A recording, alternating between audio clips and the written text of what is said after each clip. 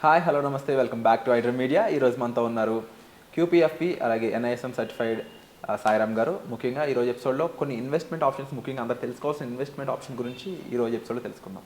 నమస్కారం సార్. నమస్తే విరాట్. అంటే రీసెంట్గా నేను ఈ స్టాక్ మార్కెట్ వీడియోస్ చేస్తూ ఉండగా నా ఫ్రెండ్ రమేష్ అని ఉన్నారనమాట. తను విరాట్, నేను చాలా వీడియోస్ చూస్తున్నాను మీవి, అంటే మీరు చెప్తున్న వాటిలో ఎన్నో ఆప్షన్స్ ఉన్నాయి, ఇన్వెస్ట్మెంట్ ఆప్షన్స్.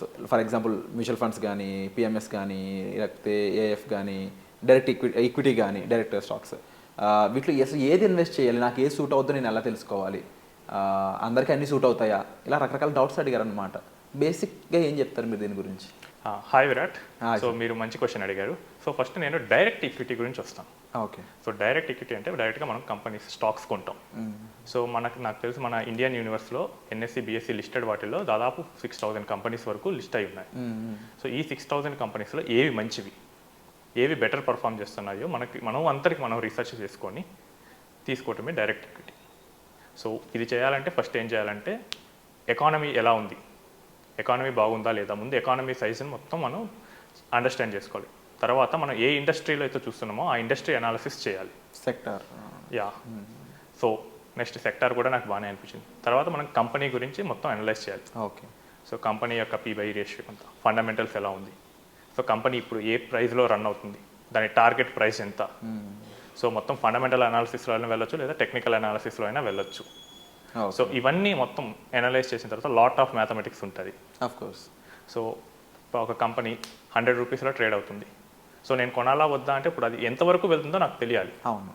సో నేను దాని గురించి దానికి ఎంతవరకు వెళ్తుందో ఆ ప్రైస్ నేను ఎగ్జాక్ట్గా క్యాలిక్యులేట్ చేసి ఆ ప్రైస్ ఇప్పుడు దానికన్నా తక్కువ ఉందా ఎక్కువ ఉందా చూసుకోవాలి. ఓకే. సో ఇప్పుడు 100లో నడుస్తుంది, అది 300 వరకు వెళ్తుందంటే మనం ఇన్వెస్ట్ చేయొచ్చు. అలా కాదు, ఇది 100లో ఉంది, దీని మ్యాక్సిమం పొటెన్షియల్ 105 అంటే చేసిన వేస్ట్ లాంగ్ టర్మ్కి. అండ్ ఇంకోటి ఏంటంటే మనం రీబ్యాలెన్సింగ్ కూడా చాలా గట్టిగా చేయాల్సి వస్తుంది. ఓకే. సో మనం పోర్ట్ఫోలియోలో స్టాక్స్ సెలెక్ట్ చేసుకున్న తర్వాత అక్కడితో పని అవ్వదు. సో ఆ కంపెనీ రిలేటెడ్ ఏమైనా ఈవెంట్స్ జరుగుతున్నాయా, అది నెగటివ్ ఉందా పాజిటివ్ ఉందా, ఇవన్నీ చూసుకోవాలి. సో జనరల్గా మనకి వేరే ప్రొఫెషన్ కనుక ఉంటే వీటిని చూసుకోవటం అంత టైం కన్జ్యూమ్గా ఉంటుంది, అంత బెటర్గా ఉండదు. ఎందుకంటే మీరు చాలా విషయాలు చెప్పారు ఇందులో, బేసిక్లోనే ఎన్నో విషయాలు చెప్పారు. మనకి డైరెక్ట్ ఈక్విటీ ఎవరికైతే బెటర్ అవుతుందంటే who has that skills, who can understand that fundamentals, company ఫండమెంటల్స్ని అండర్స్టాండ్ చేసుకోగలరు. ఆ బిజినెస్ని అర్థం చేసుకోవాలి ముందు. సో బిజినెస్ని అర్థం చేసుకోకపోతే కనుక కంపెనీ స్టాక్స్లోకి వెళ్ళడానికి కరెక్ట్ కాదు. సో వీటన్నిటిని అండర్స్టాండ్ చేసుకునే కేపబిలిటీ ఉంది, టైం ఉంది, నాలెడ్జ్ ఉంది, అవసరం ఉంది అనిపిస్తే మనం డైరెక్ట్ ఈక్విటీకి వెళ్ళొచ్చు. ఫుల్ ఫ్లెజ్డ్ దీని మీద కూర్చోవాలంటారు ఇంకా. అవును. నెక్స్ట్ మ్యూచువల్ ఫండ్స్కి వచ్చేసరికి ఇవన్నీ మనం చేయక్కర్లేదు. ఓకే. సో మన బదులు ఒక ఫండ్ మేనేజర్ చేస్తాడు. ఓకే. సేమ్ అనాలిసిస్ అంతా. సో మొత్తం ఈ అనాలిసిస్, ఈ కంపెనీ ఎంతవరకు వెళ్తుంది, మొత్తం ఈ టార్గెట్స్ మొత్తం ఆయన క్యాలిక్యులేట్ చేసుకుంటాడు. ఓకే. సో ఇది మొత్తం ఒక చిన్న లిటిల్ 1% 2% ఫీస్తో వాళ్ళు చేసేస్తారు. సో మన పని ఏంటంటే మనం ఇన్వెస్ట్ చేస్తూ ఉంటే ఈ ఇన్వెస్ట్ చేసిన అమౌంట్ని ఎక్కడ మంచి సెక్యూరిటీస్ దొరుకుతాయి, ఎక్కడ లాంగ్ టర్మ్కి బాగుంటాయి, సో వాటిలో మ్యూచువల్ ఫండ్ మేనేజర్ ఇన్వెస్ట్ చేస్తాడు. సో మ్యూచువల్ ఫండ్స్లో ఇన్వెస్ట్ చేయాలంటే మనకి జస్ట్ ఫ్యూ 100 రూపీస్ నుంచి మనం స్టార్ట్ చేయొచ్చు. సో మ్యూచువల్ ఫండ్స్ ఎవరికి బెటర్ అంటే ఎవరైతే నేను మార్కెట్ని కంటిన్యూస్గా ట్రాక్ చేయలేను, నాకు స్టిల్ మార్కెట్ బెనిఫిట్స్ కావాలి అనుకునే వాళ్ళకి mutual funds better. Okay. Next వచ్చేసరికి పిఎంఎస్. సో పిఎంఎస్ అంటే ఒక పోర్ట్ఫోలియో మేనేజ్మెంట్. సో మన దగ్గర లంప్ సమ్ ఆఫ్ మనీ ఉంది. ఓకే. నెక్స్ట్ ఇక్కడ ప్రీవియస్ చేసినట్టు నాకు టైం లేదు, బట్ స్టిల్ నేను ఈక్విటీకి వెళ్ళాలి. మ్యూచువల్ ఫండ్స్లో వచ్చేసరికి మనకు కంట్రోల్ ఉండదు, మనకి ఏ స్టాక్స్ కొనాలి, ఏ స్టాక్స్ అమ్మాలి అనేది అది మొత్తం ఫండ్ మేనేజర్ ఇష్టం. సో మనకి స్టాక్స్ మీద కంట్రోల్ కావాలి అన్నప్పుడు మనం పిఎంఎస్కి వెళ్ళొచ్చు. ఓకే. ఇది బేసిక్గా హెచ్ఎన్ఐ ప్రోడక్ట్. సో పిఎంఎస్లో మీరు పెట్టాలంటే కనీసం 50 లక్షలతో రావాలి. సో మినిమం 50 lakhs ఉంటేనే పిఎంఎస్కి ఎలిజిబిలిటీ, ఎంట్రీ డోర్. సో ఇక్కడ మీకు ఏం చేస్తారంటే ఒక పోర్ట్ఫోలియో మేనేజర్ ఉంటాడు. మ్యూచువల్ ఫండ్లో ఫండ్ మేనేజర్ ఉన్నట్లు ఇక్కడ ఒక పోర్ట్ఫోలియో మేనేజర్ ఉంటాడు. He will discuss with you. So మన గోల్స్ ఏంటి, మనకి ఇన్వెస్ట్మెంట్ దేనికి చేస్తున్నాం, సో దానికి తగ్గట్టు ఆ స్టాక్స్లో కానీ సెక్యూరిటీస్లో కానీ ఫండ్ మేనేజర్ ఇన్వెస్ట్ చేస్తాడు. ఓకే. బట్ స్టాక్స్లో డైరెక్ట్ స్టాక్స్ మన డీమ్యాట్ అకౌంట్లోకి వస్తాయి. Okay. I mean mutual funds కొన్న స్టాక్స్ మన డీమ్యాట్ అకౌంట్లోకి రావు, బట్ ఇక్కడ పిఎంఎస్లో కొన్నవన్నీ మన అకౌంట్లోకే వస్తాయి. Okay. You are the real owner of that thing. నువ్వు అమ్మాలనుకుంటే అమ్మేయచ్చు మధ్యలో. సో ఇక మిగిలింది ఏఐఎఫ్, దీని గురించి కూడా చెప్తారా? సో ఏఐఎఫ్ వచ్చేసరికి ఇండియాలో లాస్ట్ డెకేడ్ నుంచి పాపులర్ అవుతుంది. ఇది అల్ట్రా హెచ్ఎన్ఐ ప్రోడక్ట్. ఓకే.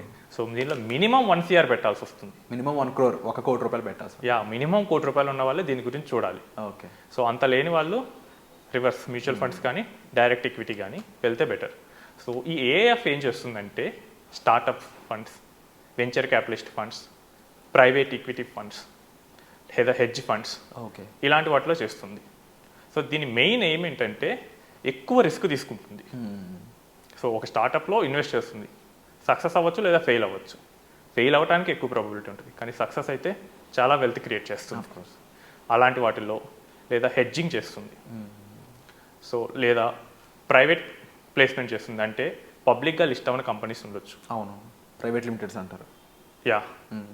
అవి గ్రోత్ కోసం క్యాపిటల్ అవసరం అవుతుంది. అవును. సో వాటి నెక్స్ట్ స్టేజ్ని తీసుకెళ్ళడానికి ఏఎఫ్ దగ్గరికి వెళ్ళచ్చు. ఓకే. సో అలాంటి వాటిలో వాళ్ళు ఇన్వెస్ట్ చేస్తారు. సో ఇక్కడ వచ్చేసరికి చాలా ఎక్కువ రిస్క్తో కూడుకొని ఉంటుంది. సో మీ క్యాపిటల్ మిగిలిన వాటిలో జీరో అవ్వకపోవచ్చు, బట్ ఇక్కడైతే జీరో అయ్యే ఛాన్సెస్ చాలా ఎక్కువ ఉంటాయి. అండ్ రివర్స్లో వచ్చినా కూడా రివర్స్లో వచ్చినా కానీ గట్టిగా రావచ్చు. అండ్ ఏఎఫ్కి వచ్చేసరికి 5 years లాక్-ఇన్ ఉంటుంది. ఓహో, ఓకే. సో మరి మనం ఒక బిజినెస్లో మన మనీ పెడుతున్నామంటే వెంటనే తీసుకుంటా అంటే కుదరదు కదా. సో మినిమం 5 years లాక్ ఉంటుంది. అది కూడా ప్రైవేట్గానే పెట్టాల్సి వస్తుంది. Okay. So mutual funds public, PMS manager దగ్గర ప్రైవేట్గా ఉంటుంది, కానీ అది వాళ్ళు ఎవరైనా వెళ్ళి పెట్టచ్చు హూ హ్యాస్ దట్ 50 lakhs. కానీ ఏఎఫ్ వచ్చేసరికి స్టార్టింగే వాళ్ళు కాల్ చేస్తారు. So who has that 1 CR ability ఉన్న వాళ్ళని పిలుస్తారు, వాళ్ళు ఇన్వెస్ట్ చేస్తారు. వెరీ వెల్ సాయిరామ్ గారు, దాదాపుగా వీటికి సంబంధించిన బేసిక్స్ అనేవి మాకు ఇన్ఫర్మేషన్ ఇచ్చారు. బట్ యాజ్ ఎ ఇన్వెస్టర్గా ఎవరైతే మన ఆడియన్స్ చూస్తున్నారు ఈ వీడియోని, వాళ్ళకి మీరు ఏదైతే సజెస్ట్ చేస్తారు జనరల్ ఈ 4 కూడా?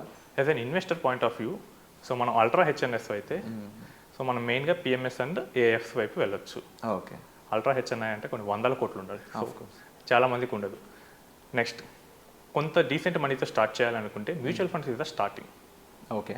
సో మ్యూచువల్ ఫండ్స్తో స్టార్ట్ చేయొచ్చు. ఎంత స్టార్ట్? సో ఒక 1000 రూపీస్తో కూడా మీరు నెలవారీ మ్యూచువల్ ఫండ్లో పెట్టవచ్చు. ఓకే.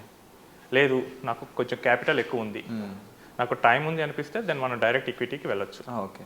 బట్ ప్రతిదానికి దాని ఓన్ రిస్క్ ఉంటుంది, వాటి ఓన్ అడ్వాంటేజెస్ ఉంటాయి. సో మీకు మ్యూచువల్ ఫండ్స్కి వెళ్ళేటప్పుడు ఒక పబ్లిక్ మనీ కాబట్టి కొంచెం కంపారేటివ్లీ మిగతా ఇన్వెస్ట్మెంట్స్తో పోలిస్తే లో రిస్క్తో వెళ్తాయి. ఓకే. లోయెస్ట్ రిస్క్ వచ్చేసి MF mutual fund. Lowest risk వచ్చేసరికి మ్యూచువల్ ఫండ్ ఉంటుంది, ఎందుకంటే సెబీ దాన్ని రెగ్యులేట్ చేస్తూ ఉంటుంది. నెక్స్ట్ పిఎంఎస్ కొంచెం హై రిస్క్ ఉంటుంది. నెక్స్ట్ ఏఎఫ్ ఇంకొంచెం హై రిస్క్ ఉంటుంది. Next direct equity. అంటే సాయిరామ్ గారు, ఇందాక మీరు మాట్లాడుతూ హై రిస్క్ అంటే ఏఎఫ్ అని చెప్పారు. ఎందుకంటే మనం పెట్టాలి, but at the same time అది వస్తుందా రాదా, కంపెనీ హిట్ అవుదా అనేది ఒక సస్పెన్షన్ పెట్టారు. దాన్ని బట్టి అందులో 5 years వెయిట్ చేయాలి. సో ఇక్కడ ఎక్కువ మిస్టరీ ఉందన్నమాట, వస్తుందా ఫెయిల్ అవుద్దా అనేది. సో నాకు ఇక్కడే ఎక్కువ రిస్క్ అనిపిస్తుంది. మీరేమో డైరెక్ట్ ఈక్విటీ ఎక్కువ రిస్క్ అంటున్నారు, ఏ విధంగా? డైరెక్ట్ ఈక్విటీకి వచ్చేసరికి మనం కంపెనీ పర్ఫార్మెన్స్ని మనం ట్రాక్ చేయాలి. ఓకే. ఇక్కడ ఏఎఫ్కి వచ్చేసరికి ఏఎఫ్ ఫండ్ మేనేజర్ వాళ్ళ టీం ట్రాక్ చేస్తుంది. సింగిల్ పర్సన్ ట్రాకింగ్ వర్సెస్ ఎన్ ఆర్గనైజేషన్ ట్రాకింగ్. ఓకే. సో ఏఎఫ్కి వచ్చేసరికి వాళ్ళు ఒక 1000 crores వాళ్ళు వస్తారు కాబట్టి కంపెనీస్ గురించి వాళ్ళకి బెటర్ ఇన్ఫర్మేషన్ వస్తుంది, వాళ్ళ మేనేజ్మెంట్ కూడా వాళ్ళతో సహకరిస్తుంది. ఒకవేళ మనం చిన్న చిన్న కంపెనీస్లో పెడుతుంటే as an investor, retail investor, మనకి అంత ఇన్ఫర్మేషన్ అవైలబుల్ ఉండదు. పబ్లిక్లీ ట్రేడెడ్ ఇన్ఫర్మేషన్తోనే మనం చూసుకోవాల్సి వస్తుంది. ద సైజ్ మ్యాటర్స్ ఇక్కడ.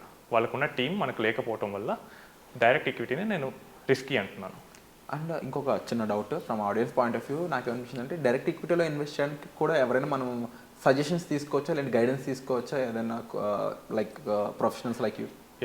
సో డైరెక్ట్ ఈక్విటీకి suggestions registered investment advisers and research అనలిస్టులు ఇస్తారు. సో మీరు వాళ్ళ దగ్గరికి వెళ్ళి డైరెక్ట్ ఈక్విటీ కాల్స్ కూడా తీసుకోవచ్చు. Okay. So wonderful information sir. And తప్పకుండా ఎవరికైతే ఇటువంటి ఇన్ఫర్మేషన్ కావాలనుకుంటున్నారో వాళ్ళు డిస్ప్లే అవుతున్న నెంబర్స్ కాల్ చేసి, ముఖ్యంగా వీటిలో మీరు ఇన్వెస్ట్ చేయాలనుకున్నా, అలాగే ఇన్వెస్ట్మెంట్ సంబంధించిన డీటెయిల్స్ కావాలనుకున్నా వెంటనే డిస్ప్లే అవుతున్న నెంబర్స్ కాల్ చేసి మీరు సాయిరామ్ గారిని సంప్రదించవచ్చు. మీకు ఈ ఎపిసోడ్ నచ్చినట్లయితే లైక్ చేయండి, షేర్ చేయండి, సబ్స్క్రైబ్ చేసుకోండి. And thank you so much sir. Thank you Virat.